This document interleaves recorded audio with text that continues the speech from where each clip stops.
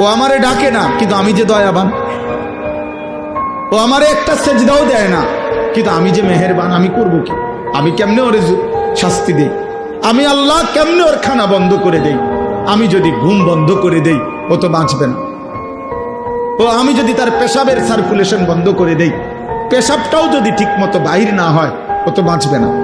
ওর পায়খানা যদি একদিন আটকায়া থাকে, ও তো বাঁচবে না। ওর নিঃশ্বাস যদি 1 সেকেন্ড আটকায় থাকে, ও তো বাঁচবে না। আমি যে রহমান, আমি যে দয়ালু। তবে আল্লাহ বলে, বান্দা তবে শেষ তুমি ভেবেছ আমি শুধু দয়াই করে যাব? না রে বান্দা, আমার ব্যালেন্স আছে, আমার একটা ভারসাম্যতা আছে।